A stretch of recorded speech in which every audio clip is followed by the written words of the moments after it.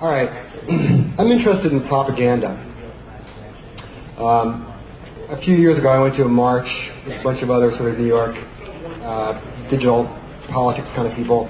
We went down to the Library of Congress. We protested the DMCA. There was a lot of work to do. It was fun, but it was a lot of work. And we went down there. We had these flyers and T-shirts, and we'd stop people. and we'd try to explain what we were on about, and we couldn't do it.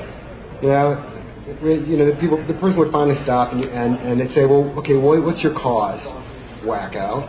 And we'd say, "Oh, well, blah blah." 10 lines later, they say, "Oh, it's about computers." And it just wasn't working. So what I've been working on is propaganda hacking. I want to have something simple to say that'll explain my cause and my purpose easily and cleanly. And so what I have arrived on is something I think is sort of on the far, far left of digital politics.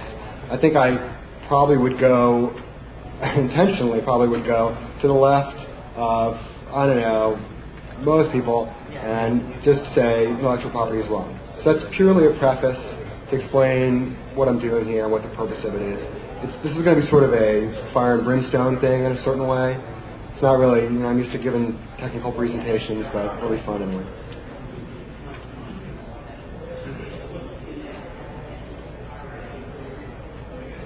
All right, so the first key point is that the government needs to get out of the music business or into it, one or the other. When we talk about intellectual property, we're generally sort of basing what we're talking about on an understanding of what that stuff is in the Constitution. And here's my vision of what that stuff is in the American Constitution.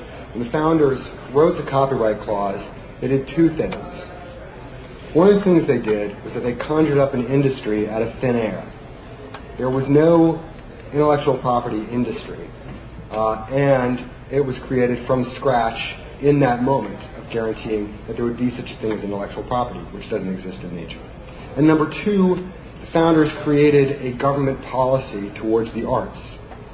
Now, aside from the First Amendment and free speech, there pretty much is no other government policy towards the arts. And really, this has come to have the effect that that they created an industry to administer the arts on behalf of the government. Now, we've arrived where we are now because it isn't working. And the reason it isn't working is that that industry has the power of government behind it, but not the accountability. So this is going to be kind of speech format, which I think could be entertaining and also could be sort of annoying as I flip pages and don't use slides. All right, I'm going to go back to the beginning. The government needs to get out of the music business, or it needs to get into it, one or the other. The problem is that it's not doing either. When the founders wrote the copyright clause, they did two things. They conjured up an industry out of thin air, and they established government policy towards the arts. This isn't working, and the reason it isn't working is that that industry has the power of government behind it, but not the accountability. The result is that the people, by which I mean, the people thing that you see in the Declaration in capital letters, are subject to regulation without having a voice in what the regulators do. And as a result, what we have is an anti-democratic institution. We have an actual system that's set up, it's working, it's doing its thing properly, and it's an anti-democratic mechanism. So what makes this anti-democratic is that there's collusion between government and industry. There needs to be a wall between government and industry, just the same way as there's a wall between any other important parties in the forces that make government run, and there isn't. There's collusion instead. And when democracy breaks down, because there's collusion between privileged parties, the recourse is for the people to forcibly remind the government that it is the servant. Now I want to say this very specifically, that force is a real thing, it's a useful thing, and it's the way things work.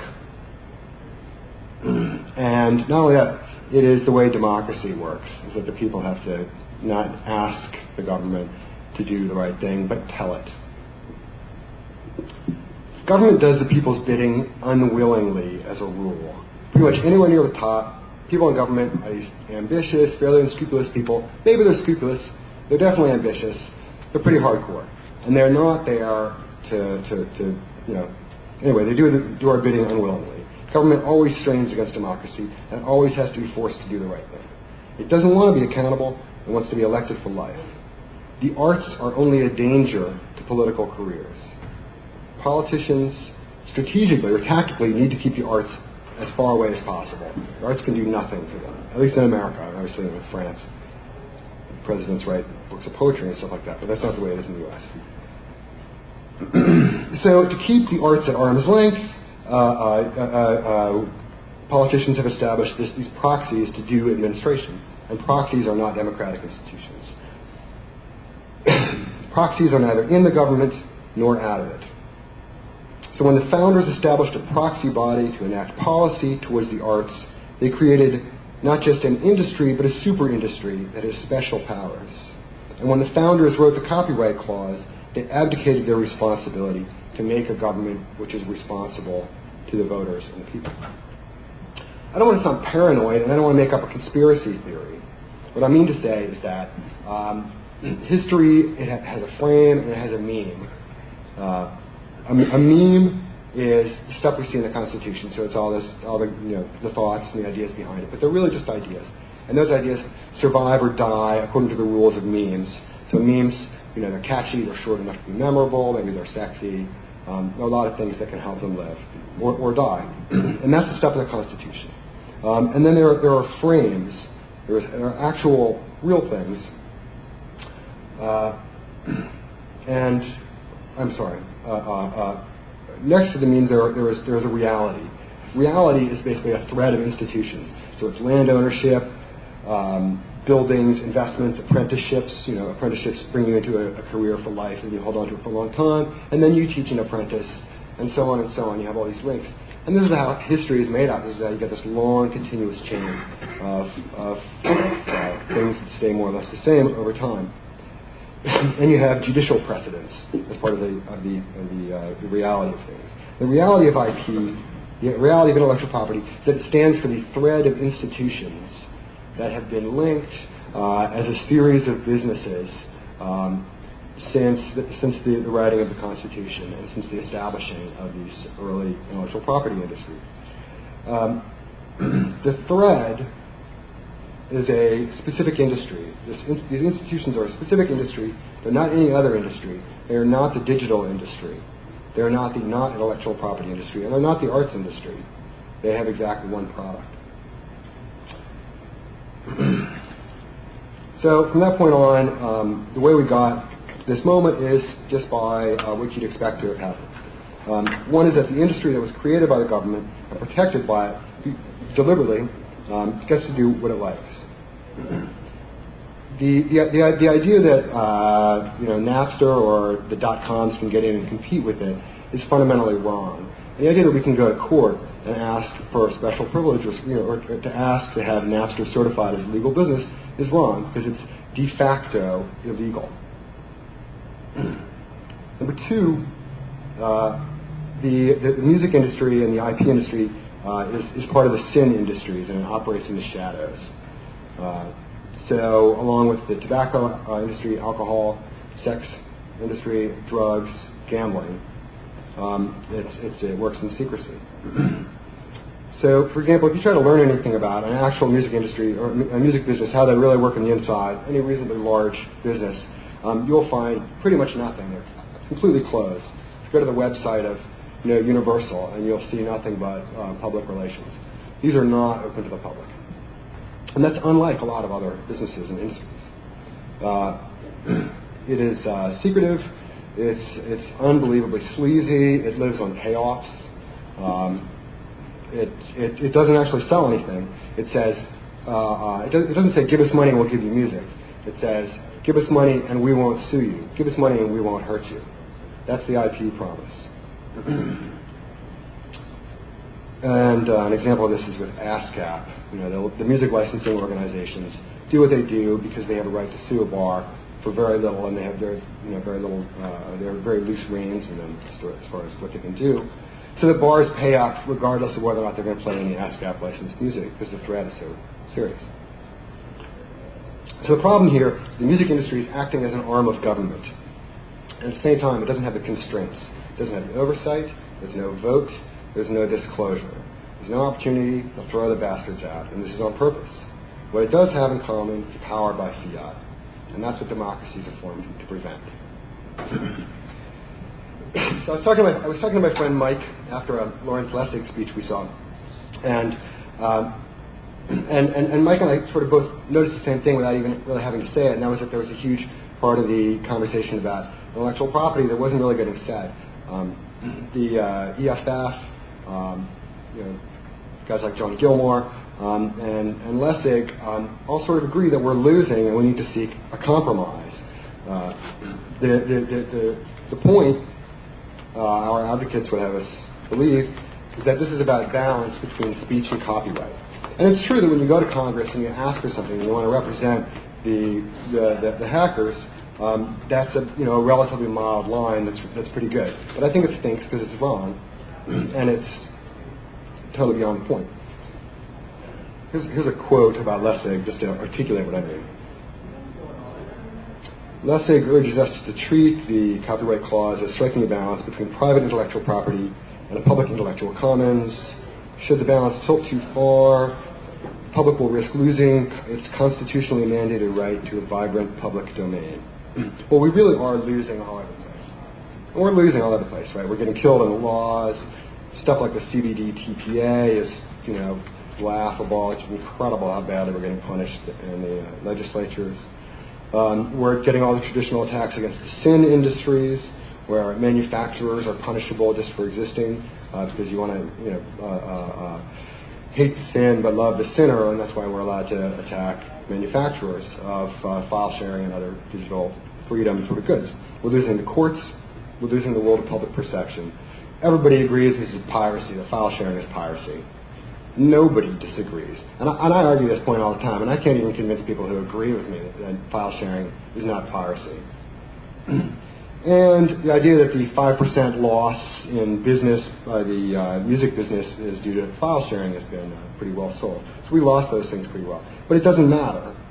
There's no reason to mind what the courts and the legislature and the public say, because what matters is what they do, and what they do makes it perfectly clear that they care who the winners are, and that morality is going to go to the winners. The IP industry is too big to fail, and our challenge is not to have the government give us permission to get in there and do what we want to do. It's to beat them and get bigger. So when Lessig says the copyright clause of the Constitution is about a balance, he's fooling himself. The public has never had a constitutionally mandated right to a vibrant public domain. What the public has had is the incidental benefits of an arts policy that the government contracted out to a specific industry, the IP industry. There is no music industry, there is no arts industry. Those things, they can be satisfied by live performances, by the sale of instruments and sheet music, by a living wage for giving lessons, by paying buskers halfway decently. But that's not the industry. The only thing there is an IP industry that happens to pay the bills via a relationship with artists and inventors. So the copyright clause is not about balance, and the situation has always been what it is right now.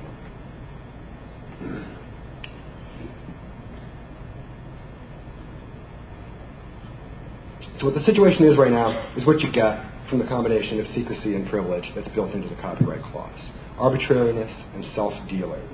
Self-dealing means that membership as opposed to products, as opposed to output, is the most important value in the IP industry. So with the recent decisions as far as net radio goes, this seems pointless until you realize that what matters is that net radio is not part of that industry. And the purpose of the copyright clause is not to encourage the arts or to encourage radio. It's to keep an IP industry alive. Courts are going to fix this because they are right not to fix it. But what the copyright clause says, what the Constitution says is it is the industry of intellectual property and not the products of that industry, not the output that is guaranteed by the Constitution. Think about the copyright clause. In order to blah, blah, blah, Congress has the power to do copyrights and patents. In order to is not a mandate. We're not telling anybody to do things. the courts are not required to follow that in order to promote the progress of the arts and useful sciences. The courts are obligated to allow the Congress to grant intellectual property. That's a very different statuses. And this is arbitrary in that the music industry, the IP industry has an obligation to the public, and it can do what it wants with its power. Again, music labels don't offer downloadable music because they don't have to. They're not responsible to the public. They're private. They're a private thing. Well, despite all this, we're really doing pretty good by brute force so far. I don't agree with the gloominess of a lot of people. I think we're actually doing pretty good. We invented the internet, which does not suck. You know, this file sharing thing is really pretty popular. Everybody's got computers. There's a lot of smart people out there, and we're making progress. Yeah, our enemies are evil and powerful. We are not that weak. And we shouldn't get down on ourselves just because the law hates us. All the law is waiting for is that we need to crush the opposition by brute force. So it's good to contribute to the EFF. It's good to write letters to Congress, and demonstrating is a fine thing to do. But that's not how hackers work. You know, you see digital politics people trying to raise money for funds. It's like pulling teeth. You know, they can repeat it 150 times a minute, and the truth is that everybody in the audience is happy to go build stuff and unhappy to go call the congressman, write letters, join the ACLU, blah, blah, blah. Because it's really not the way that we operate. The way we operate is that we build stuff. And what we need to keep doing is keeping building stuff. The only thing wrong with what we're doing is a couple small things. One of these things is building stuff with a more aggressively political feature set is an effective way to work. So here's a few examples. I'm not sure on the time. I'm a little bit further ahead, so it means I might actually get to meander around these hacks I'm about to talk about. Any other time? 26 after? All right, I'll do two of these. Okay, so here's a couple technical toys that have a political impact and that are deliberately political technical toys. One of these things is a thing I've been doing with a few friends, which is a file sharing party that we call loosely a whip swap. And the purpose of this thing is to share files. And what we do is people walk over to each other's houses. They bring a hard drive, or they bring a computer or a laptop. The person hosting the party has a hub. We have a couple, Ethernet cables. Everybody has a copy of Apache, or can pick one up, or wget. And then we do direct downloads in person. So the net effects of this are, it's fun and it's social. It's totally legally protected, right? Unless the cops are gonna send somebody into your private home where you're drinking beer and having a barbecue with your friends, the administrators are not going to get down on you for this. Legally, you are immune. The amount of stuff transferable is disgusting. On average, we take home 5 to 10 gigs a night of good stuff with recommendations and comments like, no, you don't want that, it sucks, the download is cut off. So this is a technical political hack, right? We accomplish enough mass sharing that it's got to be terrifying to our enemies. 5 to 10 gigs of stuff is a lot of stuff. If you do that even over a good broadband connection, there's a lot of junk, and it's going to be junk if you get it off the public downloads, and it's good stuff from your phone. Sorry, go ahead. I didn't want to take you off track. Yeah. Can you just elaborate a little bit on the legal protections and the differences between a private party and one of us through like a box on the web, like a show like this, which is not, you're not paying to come, nobody pays to come to the show just to download something that these people say to be, but obviously the same protections are not afforded to people sending up the form. Well, I think that did everybody hear the question? Should I repeat that? Okay. So I think that the key point, this is going to sound a little gross, but I don't think the key point is legal, because I think the law follows practice.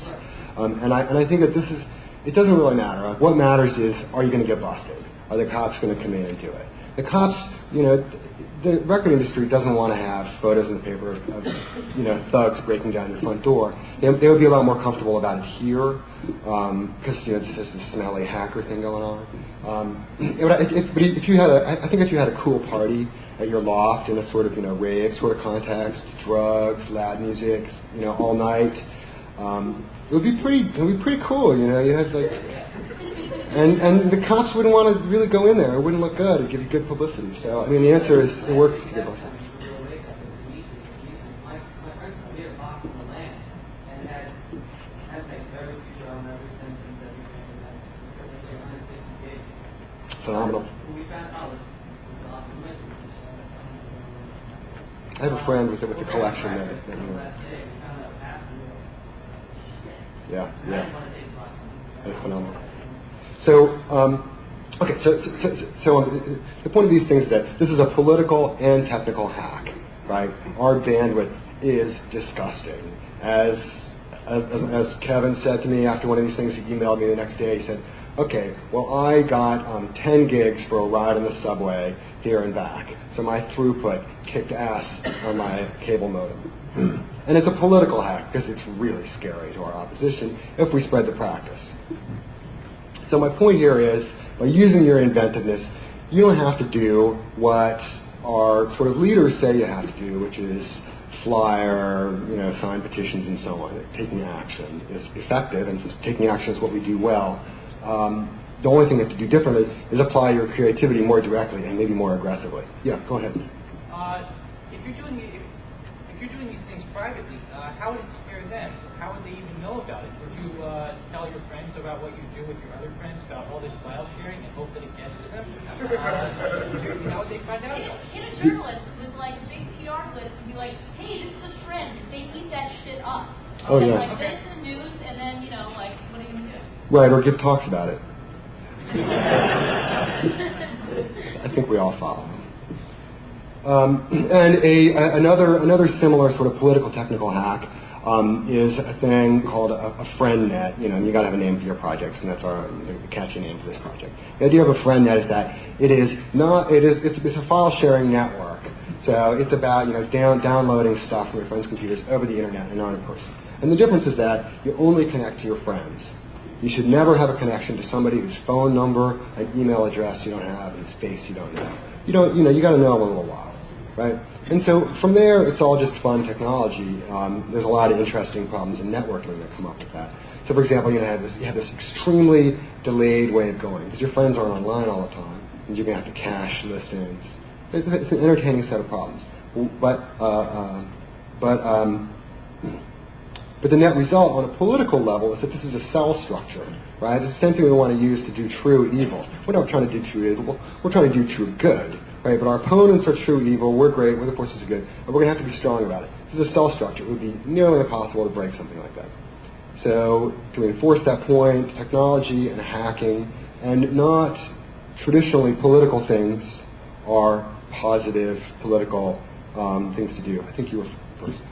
In the last 6 months, the NCAA and the RA have been sending letters to various retail shareholders. They're targeting the top 10, 15 shareholders on the network. Right, it's a power law network. One of the key things about the FriendNet project is that the way they do that is by getting onto the public network and using bots to call either Nutella or Egon to one of these services to find the top shares and then attack them virtually by suit. I mean, they're completely justified to do that. You're right. So yeah. And plus, with 6 degrees of separation between everybody on the planet, if you're on a free FriendNet and everybody else is on another free FriendNet, right. same thing. Right, and anybody who betrays you to the RIAA is not getting any more beer.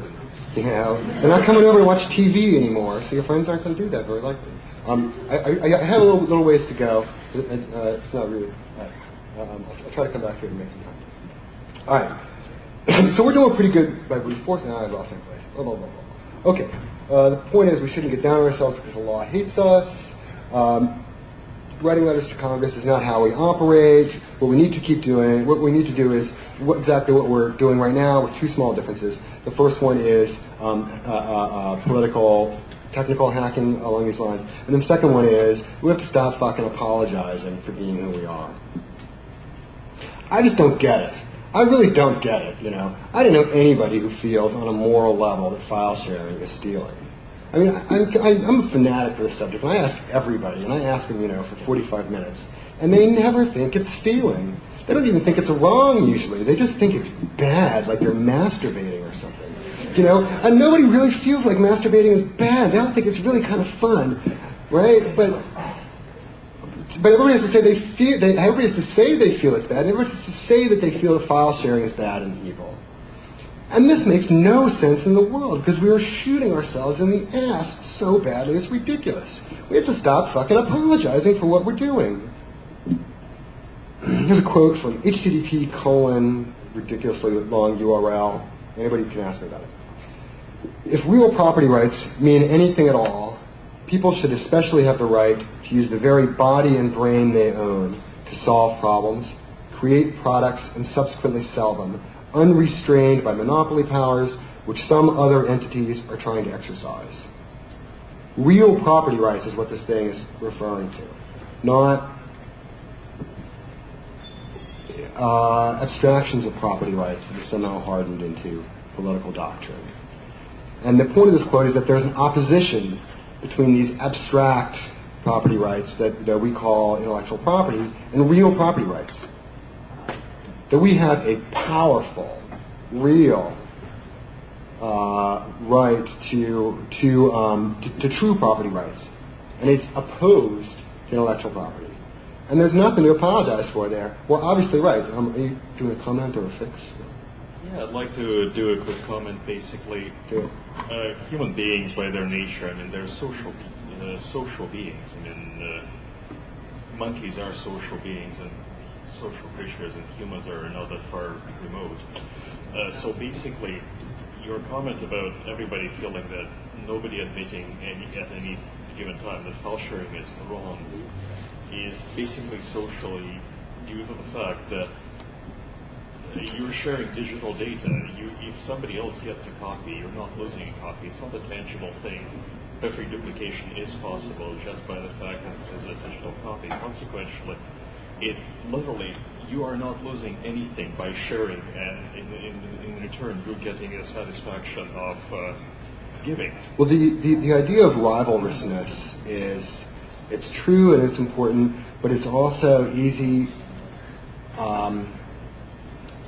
The general point is you are absolutely right, and the answer is yes. My comparison but be careful philosophically, because my comparison is very simple. You know, if this would have been a bad year, everyone would have been starving, and I would have had, you know, half a pound of bread, and you would have asked for half of it. I would have probably thought very much about giving it to you or not. I mean, let me be clear, though, that the moral justification for intellectual property is not rivalrousness. Even though our opposition uses that as a propaganda bit, it's false. That the real moral justification for it is that on net, intellectual property is good for society. Well, I'm not actually I don't agree with that, moral, but that's the case to me. I'm not actually using a moral justification. I'm just saying that if it doesn't cost you anything to share, most people by their nature would, and that's why you would not find anybody saying that file sharing is bad unless they're actually paid by somebody. Right. Or they have a vested That's right. File sharing is a virtue. Your point is that it is virtuous to share with your friends what it doesn't hurt you to share. And we all agree with that. All right. So here comes the barn-burning conclusion. We all agree that file sharing is a virtue, pretty much. If you have something extra you can give to your friends, you should do it. I don't think anybody thinks twice about that. So it's pretty clear that intellectual property is evil. Evil. So quit fucking apologizing for this thing. File sharing is not stealing, it's freedom fighting. It is the side of good nobility and the Knights of the Round Table. We are real, actual people. Our opposition are not people. I don't mean to say they're sharks. I mean to say that our opposition is not the employees of the IP industry. It is the industry itself. The employees can go find new jobs, and they can be babysitters, they can learn how to write Perl, whatever. Right? The industry... I write C code.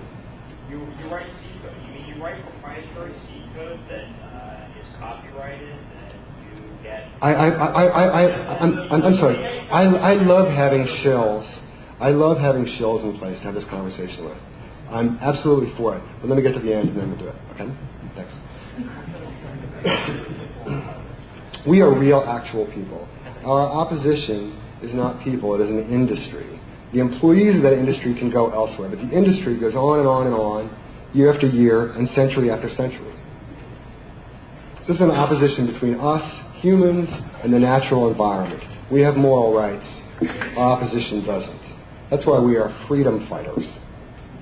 Our interests are in the freedom to hustle for ourselves. That's a basic right. Self-preservation is a basic right. It doesn't have to be written anywhere. It happens to be written all over the place. But we don't need anybody to offer it to us, and nobody can take it away from us. And intellectual property demands that we not mind our own self-preservation. That's why we are freedom fighters, because the right to self-preservation is not optional. I'm just to point out how you actually observe yourself by violating intellectual property. I missed the point on like how it is that you write secret for a living, but somehow that is an intellectual property. It may not be being so secret. Yeah, I mean, it's not intellectual property. Ever heard of Apache? Oh yeah, that's right. They're seeing it venture capital. It's just like they dot products. So eventually, I get paid code. You don't sell a product. Let me get out at the end. This is such an amazingly hot topic. It's really hard to have these conversations. I can appreciate your point, and I'm pretty sure that we'd end up violently agreeing, or not at the end. But let me just get out at the end because I'm really pretty close. All right. So it is noble to do what we are doing. If we win, the result is democracy, free speech, more arts, apple pie, love, back rubs. If our opposition wins, it's about nepotism, protectionism, and an oligarchy. It's about a cartel that has a permanent, enshrined in constitutional law privilege with the government. It's not that we're not so bad, really. It's that we're good. We are outright good. So quit fucking apologizing for doing good. We are not on a mission to not hurt the artists. We are on a mission to crush the recording industry. Crush, crush, crush. You don't have to say you're sorry about screwing Britney because she can really take care of herself. The Backstreet Boys are doing fine, and all the other artists are hosed. Moreover, the point can't be how to protect the artists. We can't be threatening the artists because we are the artists. When the founders were talking about the arts, they were thinking of the hurdy-gurdy, the harpsichord. Well, that stuff isn't there anymore. We are the people who own the creative public domain. We do this stuff in personal time, nights and weekends, applying talent, not getting a lot back except for maybe some glory, personal satisfaction, aesthetic satisfaction. We are, as far as the Constitution is concerned, artists. So when people say that what we are doing is threatening artists, that can't be right. We are the artists.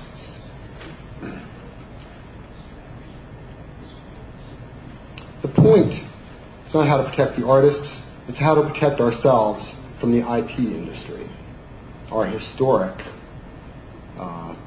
parasite. So quit fucking apologizing for this thing. It's a real struggle. Politics is a true fight. It is not for play. There's a lot of rats. There's not that much cheese. The cheese is money and stuff that matters, that people really care about. And if we want some of the cheese, we have to recognize that it's serious business. Force is the way things get done at that level. Our opponents are not afraid of using force, and they use it every day. We are in a power struggle to preserve democratic government. And the reason this is a power struggle to preserve democratic government is that the idea of intellectual property has created forces which are powerful enough to threaten democratic processes. And if the courts seem like they're doing arbitrary and bizarre things, that's wrong. Because the courts are doing exactly what they're expected to do, given that intellectual property must exist.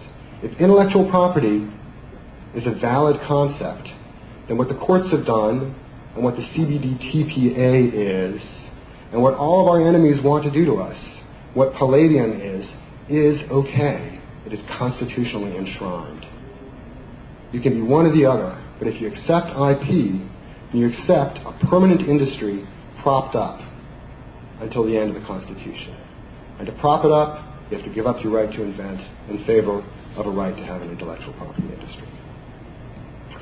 Intellectual property is not now, and it never has been, a balance between private property and a public commons. It is a whole in democracy. It's not okay sometimes.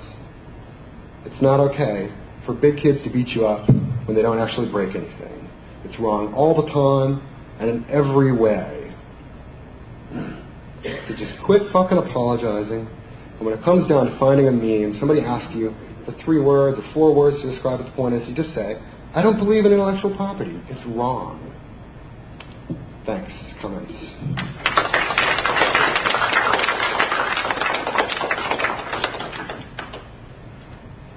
Going back to economics, people are motivated by self-interest, and I see both sides of the debate, and both sides have merit.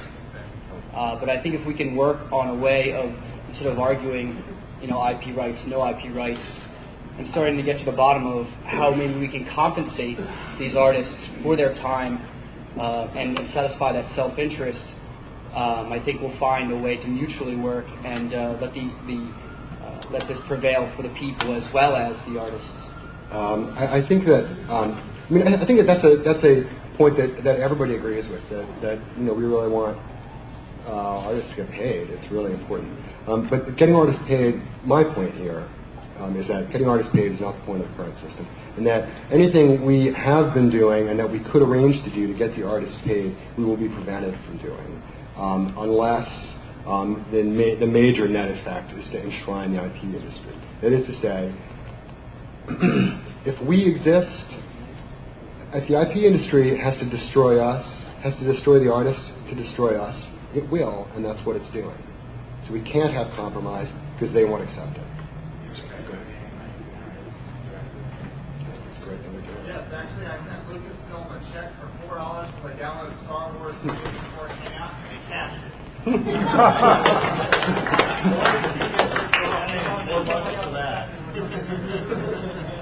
You mentioned that How are we in time? We got a couple minutes?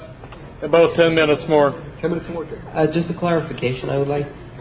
You said that the Constitution enshrines the industry of IP. It wasn't, from my understanding, until at least 100 years after the Constitution that corporations actually acquired the rights of people. In the late 19th century, that corporations actually were able to start holding copyrights because they were considered equivalent to people in a very badly judged decision by the Supreme Court. But until that time, the Founding Fathers had intended this very much for individuals to be the artists, the creators, and therefore the holders of copyright and the beneficiaries of this. How do you explain that? Because that's where I didn't get. I mean, there are parts of that that I agree with, parts that I don't. Historically, the history of intellectual property has always been bound up with censorship, government censorship, and its historical roots are in censorship by the Crown in England. As far as the fact that corporations didn't have the right to hold property until later on, it's the same thing. I mean, there were still industries, there were still cartels, there were still businesses. And in any event, intellectual property, if it passes from hand to hand, and if it leads to a creation of a permanent IP industry that can't be threatened by any legal means, then the net result is the same. It just got worse by becoming corporations. Yeah. It was already pretty bad. It was already, I mean, the seeds were there. They were too small. It didn't really matter. It took a long time for it to matter. I really like the idea of the parties and of like friend nets, and I think that makes a great deal of sense. I mean, it's very good to hear people instead of just speaking out in the ether, coming up with practical solutions. But I think, if you once again, you got to sort of think into the ether again. I mean, if we continue with practices like that, does it actually bring the recording industry all the way down? If it doesn't bring the recording industry all the way down, what kind of adaptations is it going to produce within the recording industry? How do we counteract those? And then, I mean, like, even ultimately, if this does work, you know, this is always sort of like the problem with socialism and communism, too. It's like, how do you pay the artists? You know, like, in you know, the grand ideal of how the system eventually works. You know, so what now? What next? As well as, you know, the solutions you suggested. Well, your first point about adaptations that happen as a result, I thought about it, and I don't really know what I don't know if I were on their side, I don't know what, you know, sort of antiviral mechanisms I try to field, and I probably would be pretty unhappy. I probably would try to suppress the news. That's what I would do. Keep publications from reporting on it, because that would, you know, kill a lot of threat. As far as paying the artists, again, let me say that there are many ways to pay the artists. Many, many ways to pay the artists. And there's a lot of problems with all of them. One of them is, legitimately, and I don't mean this facetiously or cleverly, I mean to say we are the artists. Right? If we're making a living for ourselves as hackers, I don't mean as corporate IT guys, then that's the problem of how to pay the artists. There's the issue of paying the artists by government policy. Europe, you know, social democracy. Why am I missing the name of it? Social democracy. European social democracies consider it to be government benefit to some degree. There's, you know, better wages for giving guitar lessons. There's a lot of ways to pay. There's allowing, but most of all, here's the real answer. All right, there's a very simple answer to your question, and to your question about paying the artists. The IP industry doesn't care about the artists. If it has to kill the artists to get to us, then that's what it'll do, and that's what it's doing. So we've tried a lot of ways to get these people paid, right? Net radio, these little net radio stations, they really could have been profitable. It doesn't take a lot to make a company like Slashdot profitable, for example. There's ways that money flows through the system. There's little file sharing companies, you know, LimeWire, Morpheus, etc. They're tiny little companies, and they do staggering volume. So they really don't do so much advertising or many, you know, chunks of spyware to make a profit. And there is money available that can come back to the artists as long as our industry is allowed to continue existing. So you're about to make a comment that I'm happy to do this, but I got to tell you that I hope you'll understand if it feels to me like it's going off the rails. Anyway, I'm sorry. Go ahead and make a comment. I apologize. So I'm somewhat in the unusual position of agreeing with you that the RIAA and the MPAA are overly aggressive to a ridiculous point with the bastardization of U.S. copyright law, and especially things like the Sonny Bono Copyright Extension Act for Disney, which is one of the most ridiculous things that I've ever seen. That said, you're attacking the whole idea of intellectual property. And I write for a living. I write books. I've got some of those that are actually still being published. I write technical documentation for software. And I also happen to be a 2600 author. So let me give you an example of the tip jar thing that you're talking about versus an intellectual property system that you've got set up and what that means to an artist. As much as you want to talk about taking my stuff or another artist's stuff and coming up with all sorts of interesting ways to share it, which I fully support in terms of fair use, bear in mind. I just don't, if you're going to buy something anyway, I don't think that you have a right to download it from a friend rather than buy a copy from me. If it's my I mean, I think that your points are good points. So, let me finish. I let you finish. So I make a living, not a good one, writing stuff that there's a copyright on and that I control intellectual property rights to. But it's at least enough to pay the rent and buy food and drive a really cheap car. 2600 Magazine gave me 4 issues of 2600 Magazine and a t-shirt for the articles that I've written for them. Granted, they don't take as long to write as books, but it does require a substantial amount of effort to research a good article for them. So My guess is that if you go into a world outside of fairyland, .coms, and open source, where idiots will throw around money... Hold on a second here. I without want to tell you something. If you think you're going to write for a living, you're living in a fairyland. That is not a living. And I can tell you because I've tried. It is brutally hard. Who here is a writer that isn't totally miserable? Come on. Come on. It is the worst. So you're possible. telling me I should take up babysitting and I'm keep writing telling- too, and going through all of the misery of writing, and just give that to society and babysit too? I mean, let me say that I don't get it. there's a really good long conversation to have about that specific point, but that's not my point right now. My point is that the stuff in the Constitution is not about the arts or paying the artists. It's about guaranteeing the existence of a specific industry for all time that happens to also act as a proxy body for the government to administer arts policy. Right? So that's a problem, because if you do one thing to accomplish another thing and it doesn't work, you don't get to claim that you accomplished the thing. Right? This stuff is backfired, it doesn't work. We have less intellectual property, we have less good stuff. So that's my point. Is it bad to get rid of intellectual property and let the writers who are making nothing earn even less? No, that's terrible. Absolutely. But be realistic. Right. Well, obviously, your audience wouldn't be here if they didn't think that these issues were important either, because they're for or against it.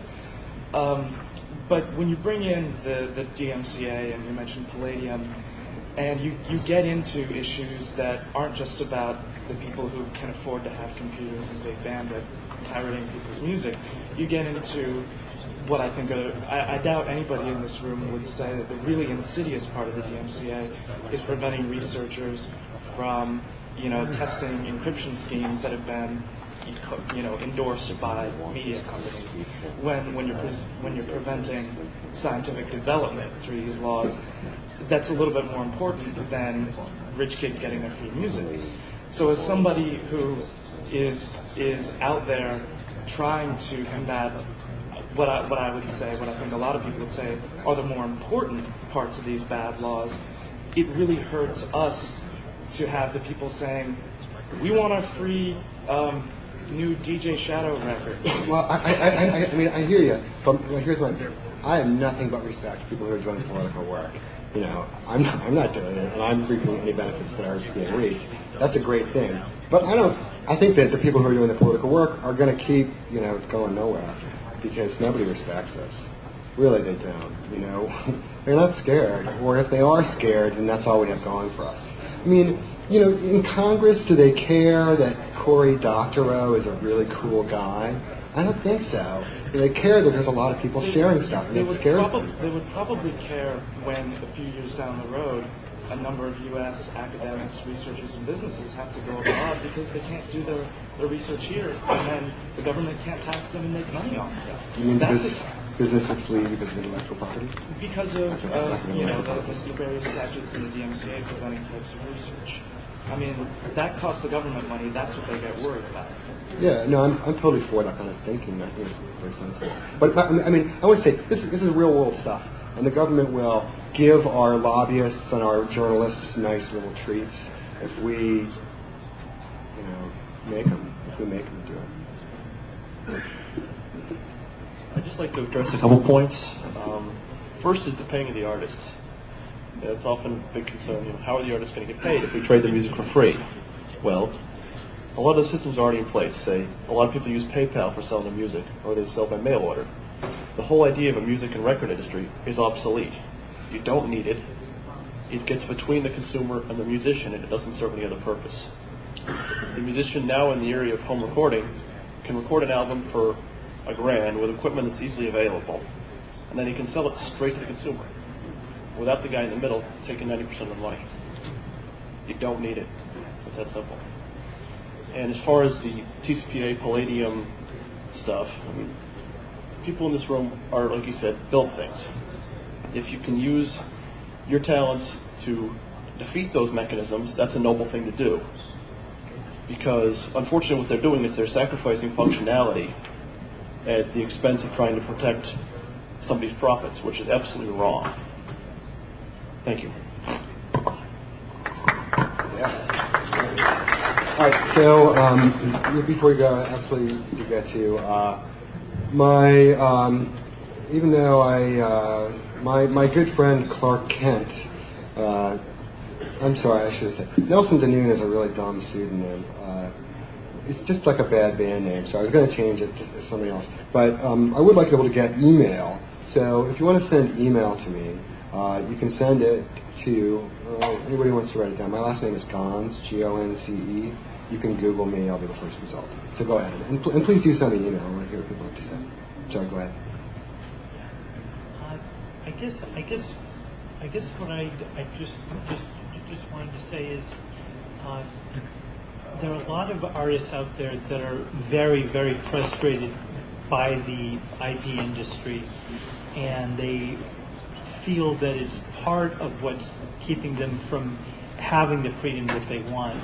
But a lot of artists that I've spoken to, that I've worked with directly, are really afraid of the concept of losing the concept of IP, because they feel that that is their value, and without IP, they feel that they would starve. And what you just the world that you're describing, without intellectual property, that artists are somehow able to feed themselves, which is the basic issue, is something that very few artists. I have to cut you off. Yeah, very few are able to. I have that as a luxury. I have lots to say about that. I have to stop. All right. Thanks a lot for coming, and I hope anybody who's just here for that, remember the one catchphrase. If somebody wants to ask you while you're doing some kind of political thing what your point is, don't hem and haw. Just say intellectual property is wrong. It's quick, it's clean, it's simple, and it's fucking right. All right. Thanks a lot.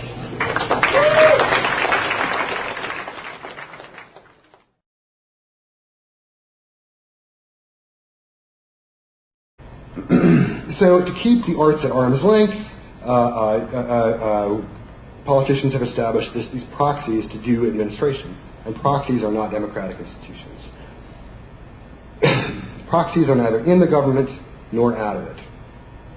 So when the founders established a proxy body to enact policy towards the arts, they created not just an industry, but a super industry that has special powers. And when the founders wrote the copyright clause, they abdicated their responsibility to make a government which is responsible to the voters and the people. I don't want to sound paranoid, and I don't want to make up a conspiracy theory. What I mean to say is that history, it has a frame and it has a meme. A meme is the stuff we see in the Constitution, so it's all the thoughts and the ideas behind it, but they're really just ideas. And those ideas survive or die according to the rules of memes. So memes, they're catchy, they're short enough to be memorable, maybe they're sexy. There are a lot of things that can help them live or die. And that's the stuff in the Constitution. And then there are frames. There are actual, real things. And I'm sorry. Next to the memes, there's a reality.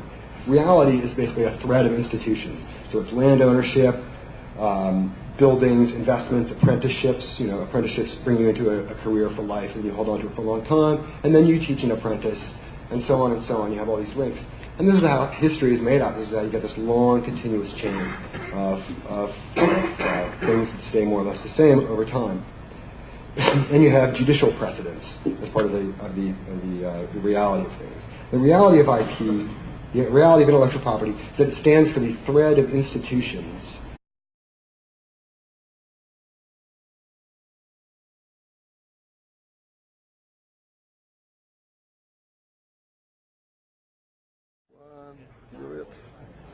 All right, I'm interested in propaganda.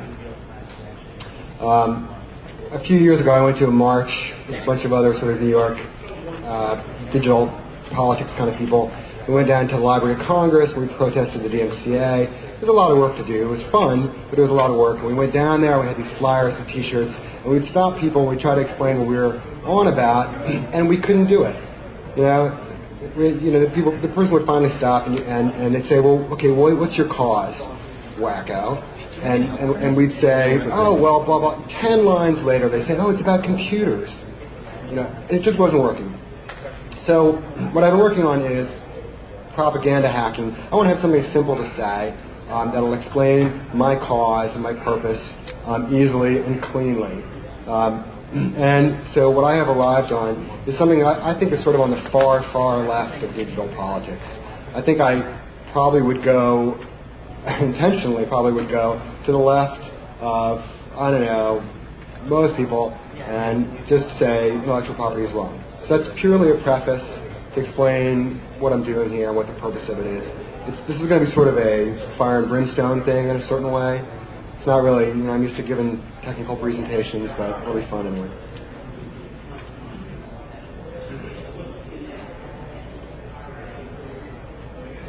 All right, so the first key point is that the government needs to get out of the music business or into it, one or the other. When we talk about intellectual property without having a voice in what the regulators do, and as a result, what we have is an anti-democratic institution. We have an actual system that's set up, it's working, it's doing its thing properly, and it's an anti-democratic mechanism. So what makes this anti-democratic is that there's collusion between government and industry. There needs to be a wall between government and industry, just the same way as there's a wall between any other important parties in the forces that make government run, and there isn't. There's collusion instead. And when democracy breaks down, because there's collusion between privileged parties, the recourse is for the people to forcibly remind the government that it is the servant. Now I want to say this very specifically, that force is a real thing, it's a useful thing, and it's the way things work. And not only that, it is the way democracy works, is that the people have to not ask the government to do the right thing, but tell it. Government does the people's bidding unwillingly as a rule. Pretty much anywhere near the top, people in government are these ambitious, fairly unscrupulous people. Maybe they're scrupulous, they're definitely ambitious, they're pretty hardcore. And they're not there anyway, they do our bidding unwillingly. Government always strains against democracy and always has to be forced to do the right thing. It doesn't want to be accountable, it wants to be elected for life. The arts are only a danger to political careers. Politicians strategically or tactically need to keep the arts as far away as possible. The arts can do nothing for them, at least in America. Obviously with France, presidents write books of poetry and stuff like that, but that's not the way it is in the U.S. We're generally sort of basing what we're talking about on an understanding of what that stuff is in the Constitution. And here's my vision of what that stuff is in the American Constitution. When the founders wrote the copyright clause, they did two things. One of the things they did was that they conjured up an industry out of thin air. There was no intellectual property industry, and it was created from scratch in that moment of guaranteeing that there would be such a thing as intellectual property, which doesn't exist in nature. And number two, the founders created a government policy towards the arts. Now, aside from the First Amendment and free speech, there pretty much is no other government policy towards the arts. And really, this has come to have the effect that that they created an industry to administer the arts on behalf of the government. Now, we've arrived where we are now because it isn't working. And the reason it isn't working is that that industry has the power of government behind it, but not the accountability. So this is going to be kind of speech format, which I think could be entertaining and also could be sort of annoying as I flip pages and don't use slides. All right, I'm going to go back to the beginning. The government needs to get out of the music business, or it needs to get into it, one or the other. The problem is that it's not doing either. When the founders wrote the copyright clause, they did two things. They conjured up an industry out of thin air, and they established government policy towards the arts. This isn't working, and the reason it isn't working is that that industry has the power of government behind it, but not the accountability. The result is that the people, by which I mean, the people thing that you see in the Declaration in, capital letters, are subject to regulation that have been linked as a series of businesses since the writing of the Constitution and since the establishing of these early intellectual property industries. The thread is a specific industry. These institutions are a specific industry. They're not any other industry. They are not the digital industry. They are not the intellectual property industry. And they're not the arts industry. They have exactly one product. So from that point on, the way we got to this moment is just by what you'd expect to have happened. One is that the industry that was created by the government and protected by it deliberately gets to do what it likes. The idea that Napster or the .coms can get in and compete with it is fundamentally wrong. The idea that we can go to court and ask for special privileges, or to ask to have Napster certified as a legal business is wrong because it's de facto illegal. Number two, the music industry and the IP industry is part of the sin industries, and it operates in the shadows. So along with the tobacco industry, alcohol, sex industry, drugs, gambling, it works in secrecy. So, for example, if you try to learn anything about an actual music industry or a music business, how they really work on the inside, any reasonably large business, you'll find pretty much nothing. They're completely closed. Just go to the website of Universal, and you'll see nothing but public relations. These are not open to the public. And that's unlike a lot of other businesses and industries. It is secretive.